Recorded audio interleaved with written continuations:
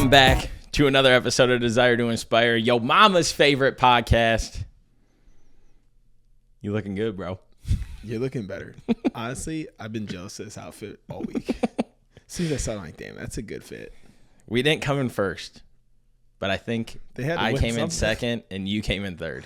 I mean, they had to win something. You mean for the whole thing? For the whole thing. I came in fourth. Well, winner chicken dinner. If you guys are wondering what the fuck is going on, if this is your first time tuning in and you're wondering what the fuck is going on. It's not cultural appropriation. Dylan and I kind of is. Competed. Depends how you look at it. Dylan and I competed in the annual Beach Olympics in Oak Island this past weekend. And I don't know about you, but I had a great fucking time, man. Yeah, it was a good weekend. Good weekend. A lot of good people, a lot of fun events, a lot of camaraderie and in the games. But every year, again, I'll just do like a little bit of a recap. We go out to Oak Island, which is here in the Carolinas, to compete in the annual Beach Olympics. It's on my mom's boyfriend's side. Don't really know how to classify that. It makes me laugh every time I say that. But their side of the family has went down to Oak Island forever. They have a place down there. All the cousins come in. All the aunts and uncles come in on their side. They put on these games, and it's kind of branched off to include now friends of family, like the best friend circles, and then it got branched out more. And by best friend circles, it's Eric and his. This is not my event. I do not plan this. Eric and his family all plan it. And so then it was their friends, and then that was extended friends, and then we kind of got thrown into the mix, and now our friends are starting to be affiliated with this weekend, and it just seems to keep growing and growing. So I'm kind of curious to see what it looks like next year. How many teams were there last year? I was going to ask that. Was there as many people? Because 32 is a lot of people to compete. Yeah, I don't think there was quite that many. I want to say that there may have been the same amount of teams, but the teams were smaller maybe.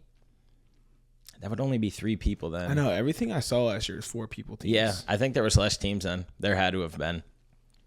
Because some of the cousins who are the captains each year, and then they pick a specific country. We all dress up like it. I'll get that one where we're all walking with the flags to the beach. I'll get that video to put in this because I think it is cool. I mean, everybody goes all out. Our outfits, we were Japan, so we had this, a little samurai sword, and then we had a shirt underneath, not DTI, but I had to represent today. That was like a tank top that we wore on the beach. Dylan, you can tell your team. I'm Argentina. Really wanted to get a jersey, but all we could find that wasn't going to take 5 years to ship was ones for little Chinese children. So didn't go with those. Then we had like Egypt. We had, what was Justin's team? Austria. Damn right, you forgot the first place team. Yeah. It's because their costumes were a wig. Yeah. Literally a wig. I think that the best dressed should have went to the ones in the camo. What were they?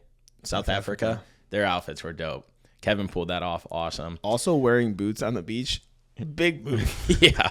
Wild move. And they were steel toe. He wore them like all day long. Yeah. The whole time.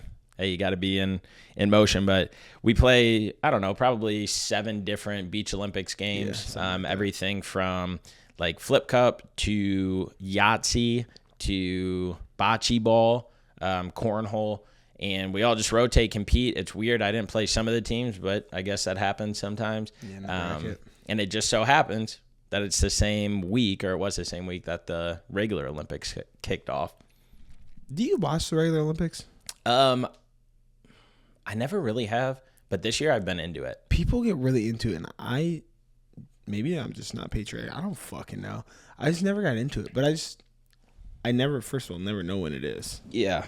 Every 4 years. And then by the time, I know that. But then by the time I do know, like when people start talking about it, it's almost over. And I'm like, well, I'm not going to watch this event. Yeah. I never really did. But this year, I do enjoy having it on. I do enjoy watching it. And I see myself like even getting into like gymnastics. I thought you were going to say you see yourself as an Olympian. No. It's like, okay, relax. I did take second, so A lot of silver. A lot of silver. I had my medals just in case you had yours on. I wasn't going to look like I didn't win anything. No, I left them all in the chip box for you guys. Oh, yeah, we do have them. Yeah. Yeah, Mandy was carrying the chip box out of the car. So why the fuck is it so heavy? All these damn medals in here? I love that. Speaking of fucking, you just said that. You just said that, dude. So I got to bring it up. Speaking of fucking, that's crazy. You want to know a fun fact about the Olympics? Sure. There is 10,500 athletes this year in the Olympics. Guess how many condoms they're given in like Olympic world? Okay, wait a second. First of all, that's a lot of fucking athletes. I mean, there's a fuck ton of events. They should give 0 because, like, if you want anyone to breed, it's Olympic athletes with Olympic athletes. Big facts. I'm here for that. But there has to be an astronomical number. Because even if you gave 10 per person, you're looking like 100,000 condoms. And I'm assuming they gave 10. Like more than 10. Mm-hmm. How many condoms were given? 300,000 condoms were given to the athletes, and they had to increase it from last year to that number this year. Damn. That's like 29 condoms a person. If I would have known this as a child, I think I would have tried to be an Olympian. Yeah. It's like 29 condoms a person. And I guess like I just saw a video where the athletes are staying. The beds are made out of like cardboard boxes and shit like that. Just fucking cardboard. And like the beds have styrofoam. It's like awful living conditions. And so the athletes are pissed.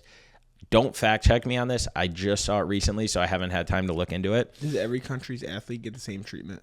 Well, I think it was like France or someone like that opted for like a green style room, like a green initiative. So they didn't have AC in their rooms, and it's hot as fuck there. And so they're bringing in their own AC units now. There was like Olympic bodybuilders or like strongmen competitors, whatever it was, that are like breaking their beds because they're sitting on them and they're too like heavy for the structure. And supposedly the NBA, the US NBA team paid $15 million to have all of their players and their coaches stay at a high-end hotel. There's no way LeBron James is sleeping on a cardboard. Yeah. No, supposedly the USA men's basketball team paid $15 million for their team and coaches to stay at a high-end hotel with food because they're even running out of food in the Olympic. How is that possible? I have no idea. Like, this is a global event. Yeah. You only do it every 4 years. You can't save up some money in 4 years. It's crazy what they do infrastructure-wise for the Olympics to be held in Paris or wherever it is that year. Like, they build those stadiums and arenas years and years in advance. You ever go online and see like old Olympic stadiums? Never. They just literally build these like state-of-the-art facilities and then they just like deteriorate because they're too big. They leave them up? Yeah. I wouldn't think that. I would have thought like that they take them back down. Mm-mm. I mean, they're whole ass buildings and arenas that they're building. And then they just sit there because they're too big and there's no use for them in the countries that they put them in. That seems like a gigantic waste of resources. Yeah. Wonder how much money the Olympics generates. I feel like it can't be that many if they got them sleeping on cardboard boxes. Big facts. Or it's a lot and they're like, let's keep this. That probably is it. Big man's got to eat. Who gets it? Like, does someone own the Olympics? You would think some sort of, yeah, I mean, somebody has to because they got to keep it going every 4 years. So somebody's got to own that to keep. Yeah, but I don't know. Is it like one person owns it or is it like an international coalition of owners? Probably that. I don't know. This is where we clip it and then people comment, these guys are fucking idiots. You're not wrong. This dude's in a fucking kimono. There was one guy that commented recently on one of the clips. Shout out to you, bro, because you gave me a good laugh. And it was a video of you. And he was like, this dude, How did he say? He said something along the lines of, "This dude's the worst storyteller. He has no passion or charisma in his voice," or something like that. I was like, "Good God." I would like to see which one that is now. And then somebody else commented was like, "These two should throw their podcast equipment away today." I've seen that one. I've seen that one quite often. That shit makes me laugh. That shit makes me laugh big time. But also shout out to the people that recently DM'd us to tell us to keep going, that they follow us, they like us. Also, we've been fucking up. There's a DM trying to connect us with somebody that I just saw yesterday. I missed it the first time. Yeah. Well, we both clearly did. And a couple weeks went by, but I reached back, and they checked back in, and it's also been a couple weeks again. It's all right. We've been busy. We never go on our Instagram. That's the problem. Yeah. I was like, fuck. Yeah, Instagram's underutilized Still have not with us. Responded, and also marked it as an arrest. We will respond. Sorry, guys. We will respond. Hey, we gotta fit these things in at weird times right now. So, I mean, it works out. It's gonna 6:55 in the morning. Yeah, it's gonna work out how it should at the right time. So, we'll get back to you. We're excited to have that person on. I don't even necessarily know if it's. I mean, they did say they would have them on, but I think it's just like connect us with them. So curious to see. It might be a different person than the one I'm thinking you sent me. It's probably the same one. Okay. I'm probably just because they said to have them on the pod. Well, videos are averaging about 70 likes now, so we're going up, baby, on TikTok. You still talking? I'm still talking. I got to make one this week. My shoes just came in, so I'll have clip-ins for this weekend when we ride. I think you and Tone both have long runs, so I'm going to come out there, get some miles, log some miles with you on my bike, not on my feet. Just texted him yesterday. I was like, are we finally going to get a long run? And he said, I think the stars are aligning. Let's go. He has 16 and a half. I have 18. Okay. But would be happy with 16 and a half. Yeah. I think you got to hit 18, though. Yeah, me too, because I deload for 2 weeks after this, which honestly, solid setup. 13 while I'm in Colorado, and then 10 the weekend of your birthday. Set. Also, with the, I wasn't going to talk about this, but now it's already out there. With the pushback of the start date, I can go off Friday for your birthday now. Hey, let's go. I'm excited, man. Turning the big 3-0 this year. The big 3-0. Any advice? Club, any advice? Any guidance? No. None? None. Nothing changed? None whatsoever. Did it look like anything changed? I am very excited to turn 30. I hate the stipulation. I've said it on here before that, 30 is this and that, blah, blah, blah. You got to be married, have kids. You got to have your dream job. You got to... Fuck that, dude. 30 is so goddamn young. So young. It is young. We can literally change... When I turn 30... I truly believe that I could just completely 360 change my lifestyle and things to be able to create whatever I want. And I think that needs to be the mentality for everybody, because you turn 30, you have all those years prior that you learned from. You have all that advice and guidance that you've taken in from people. You have the advice and guidance that you can give others because of the stuff that you've been through.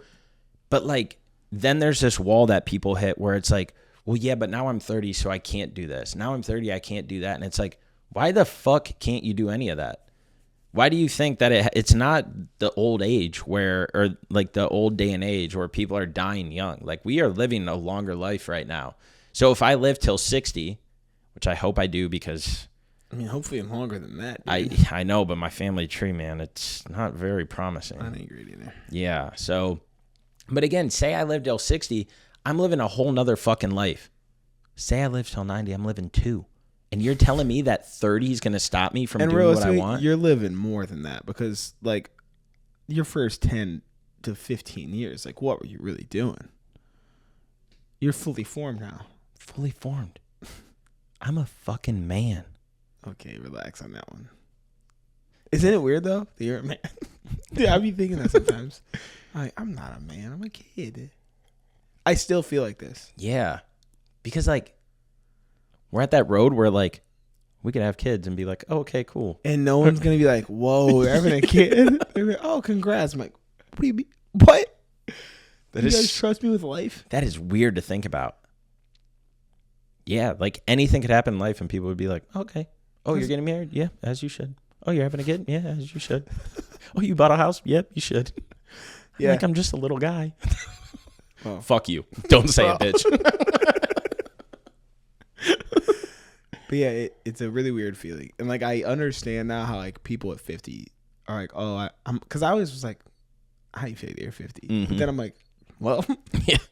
I don't feel any different than I did when I was 15. So Yeah. probably not going to feel any different in 20 years. I do think like there's those old souls who like they just seem old forever. Yeah. Because I know some boring ass motherfuckers who are in their 20s. Yeah, And they probably going to be even more boring in 50. Yeah.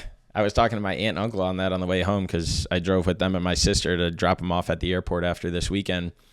And I was telling my aunt because she's like, man, you're turning 30 this year. I was like, I am. And I was like, I used to think that like turning 30, and I've always been one of those people that I look at like a 60-year-old, 65. I don't think they're old. Like to me, that's just not old. But like I always looked at like my older cousins and been like, oh, damn, they're 30. Like that always seemed so far away from me because I was one of the younger ones in the family until like that next tier of like young came. Mm. But like I always looked at them and I was like, oh my gosh, like he's 30. Oh, she's 30 now. And now I'm here and I'm like, whoa, it's weird. Like you just have a different perception of, I don't know, I guess life when you get here and you look back and you're like, oh, no, it's really not that old. I think it is the lack of like marriage and kids that puts it in that way. And do you think that's because that's how society has programmed us to think life needs to be? And do you think that that's now changed? I feel like, yeah, like we have been programmed. Mm-hmm. Just, and not even like by society. I think kind of, I guess it's society, but it's more like because I feel like our generation is changing it, but also like I look around, I'm like, well, maybe not. My brother had a kid at 19, so is it like he got married at 20? I'm like, so maybe like it's just our circle did it different. Because there's only a handful of a lot of them are engaged, sure. Mm-hmm.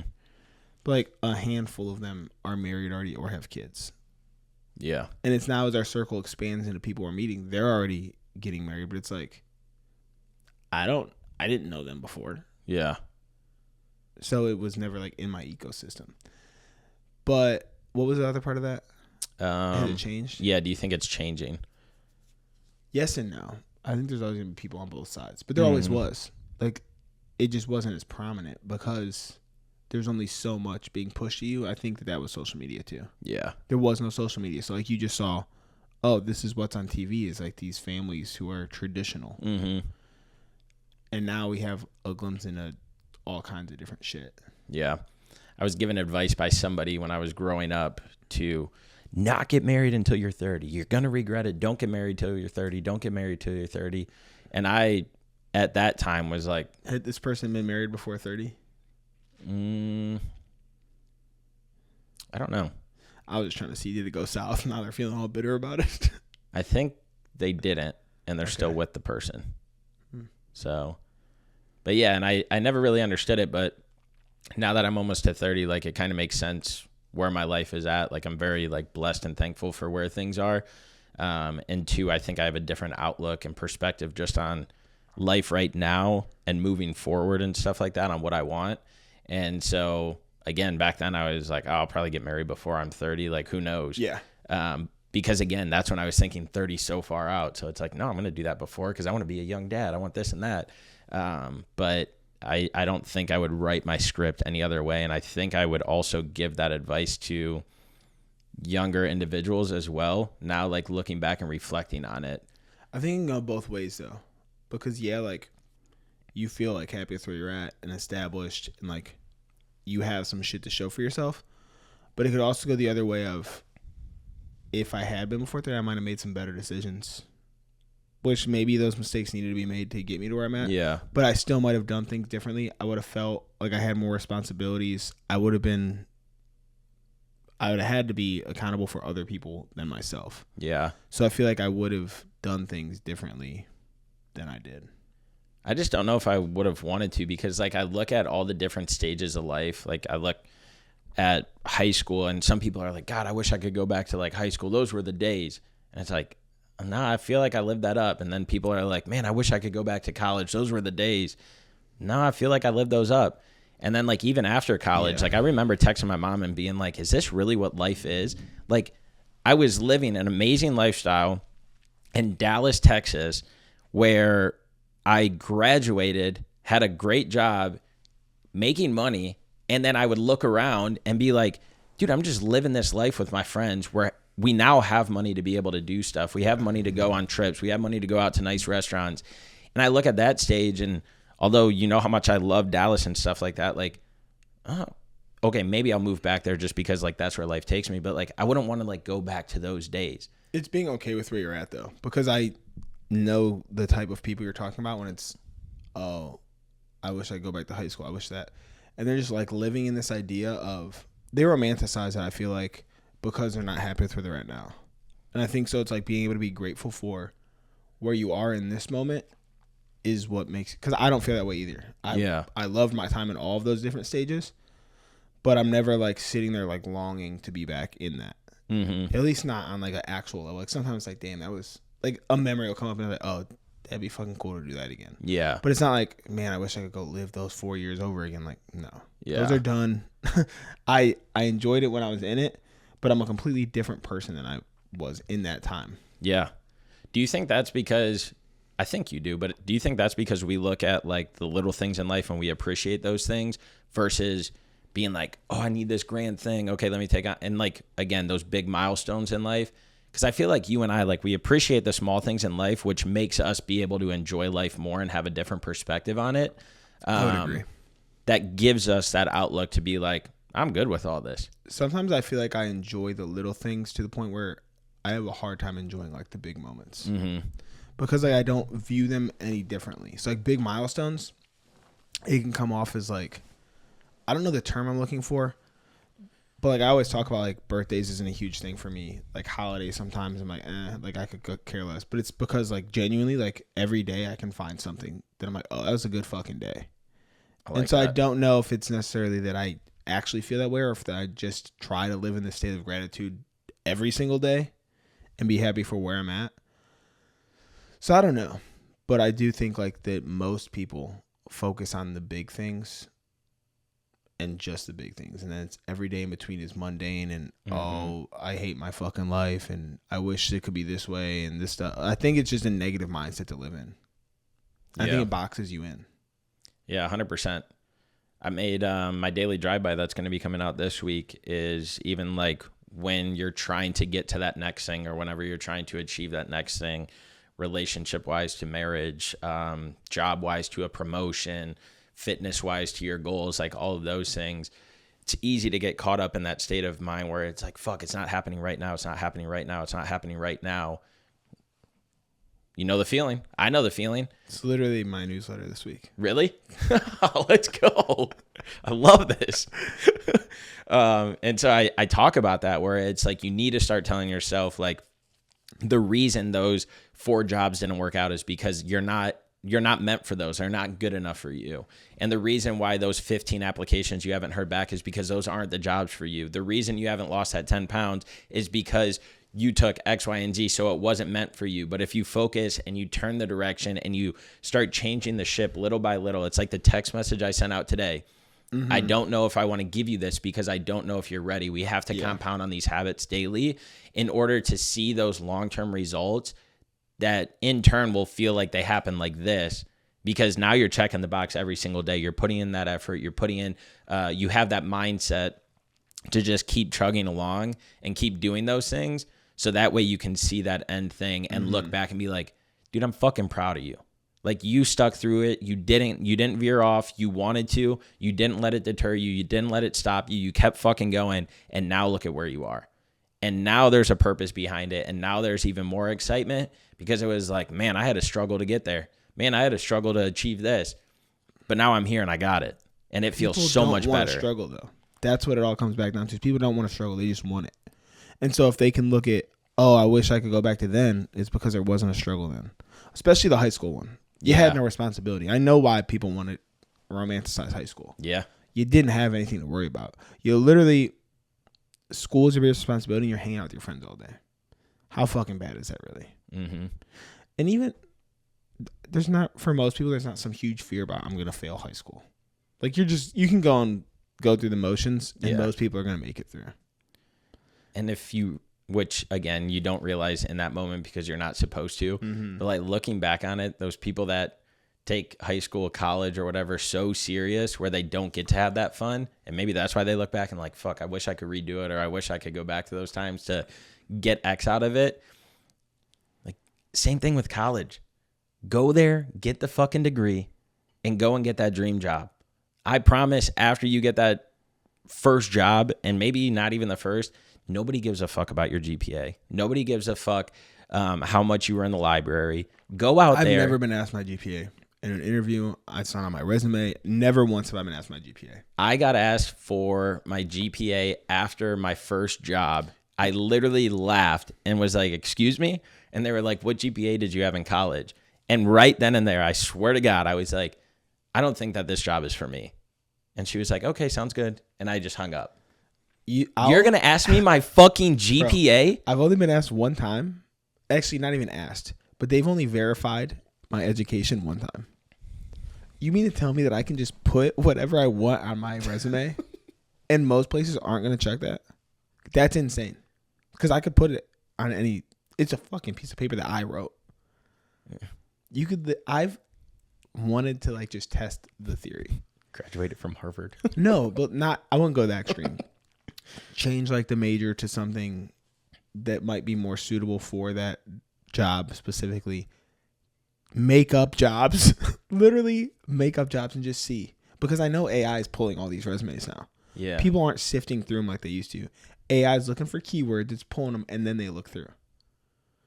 But how often are they really going back and checking in on your references? How often are they actually looking into your old jobs? Probably not very often. Yeah. And I'm not saying lie, guys. I'm saying maybe try it. I'm just saying you got to fucking play the system. You have to play the game. You Everybody have else to is play the playing game. Yes.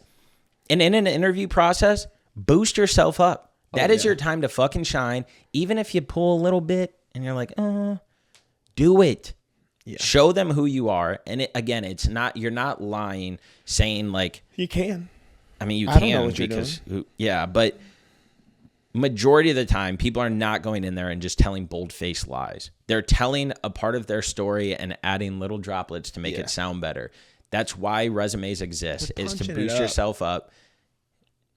I never was a person to get like nervous for interviews because to me, that's the easiest thing to do. You're talking about yourself. You get to tell your story. You get to tell your why. You get to tell your purpose. You get to tell your experience. And so to me, I go into those, like, I would say Tupac quotes in my fucking interviews. I'm not saying I quote Tupac in my interview. I swear to God, I do. And the this last interview that I had, I quoted Tupac and everybody started laughing. I was like... You openly said... I literally, they asked a question and I was like, you know what? I'm going to reference somebody that you guys might know. His name is Tupac Shakur. And I read a quote and I said that and then I tied it to a story in my life. And they were like, I've never had somebody quote Tupac in an interview, but I like it. I see it. I was like, thank you. And guess what? Now they're going to fucking remember me. I mean, it is something they'll definitely remember you by. Yeah. Like this little white kid just quoted Tupac to me. Tupac's my guy, baby. Tupac is my guy. I've had that quote on my background on my phone ever since my dad passed away. And I have it hanging up in my office right there. Huh? It used to be in the bathroom. Used to be in the bathroom. Yep. When like we get a massive fucking studio and there's like different rooms and stuff, like that quote will be on one of the walls in that building. Because I truly like live and breathe and die by that quote. And I don't know if it'll ever not be my background. But like in essence, what it says is that there's always going to be dark days, but it's how you handle those dark days. You got to stick your chest out and keep going in life. Like nothing is going to like change unless you keep piling through whatever that situation is. And so, it just like, to me it kind of encompasses my lifestyle because all these like tragic things happened throughout life at different stages. And like that quote has tied to all of those on why you just have to keep going and you can't get down on yourself. Do you think that, so like you've taken these tragic things and made it like and obviously like you did go through some shit for a while, but you've taken it and made it like this positive thing in your life. Do you think that like just you being able to do that and like harness it makes a difference than like the person who runs away from it and like tries to hide it. Yeah. I will go to my grave saying that most people get depressed and anxious because they hold on to these stories that they think they're going to get judged by. They hold on to these stories that aren't easy to tell. They hold on to these stories that they don't want to relive. They hold on to these stories that they don't want their friends and family to know that they went through or that they dealt with, whether that's like an abusive boyfriend or drugs or whatever. So to me, my life didn't start getting better until I started talking about those things and finding the positives in them. And so, again, any hard thing, any challenging thing that you get through comes and there's light at the end of the tunnel because you work through it. And generally, like, you talk about it or like you're like, okay, I got to take this path now. And so to me, if I were to sit here and not talk about my dad, if I were to sit here and not talk about the things that I went through in life, the people I lost, the things that people did around me, I would be probably 6 feet under, dude. Yeah. Like, in all honesty, when I started talking, and my dad is and will be forever the hardest thing that I went through in my life. When I started talking about that, my life completely changed. And then it took some time to talk about those things and talk about the different like challenges and struggles to truly find that light, to find that positivity, and to then be like the worst day of my life made the rest of my life be so great. It gave me my purpose. It gave me my why. It showed me that other side of what it should be and how I should live.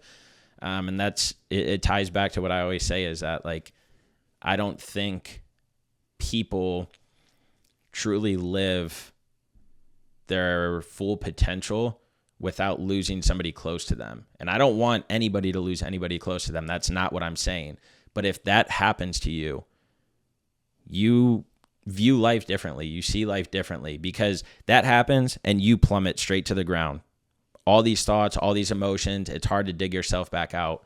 But when you dig yourself back out and you look down, it's like, holy shit, like I can't thank them enough for all they did. I'm going to take this and I'm going to run with it. I'm going to harness this energy and I'm not going to let their legacy die.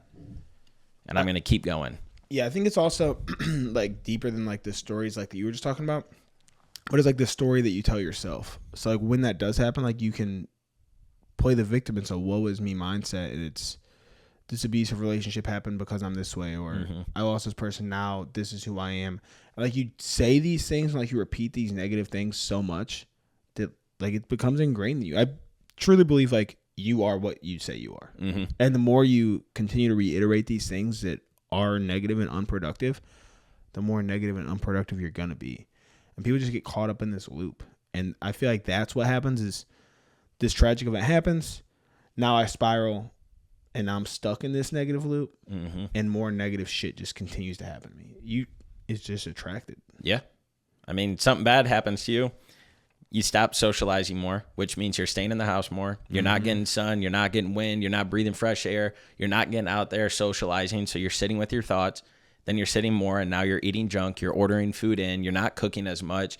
Next thing you know, you're gaining weight. Now you're getting sick. Now you have to be put on medication. Now all the compound. And then you look back and you're like, how the fuck did this happen to me?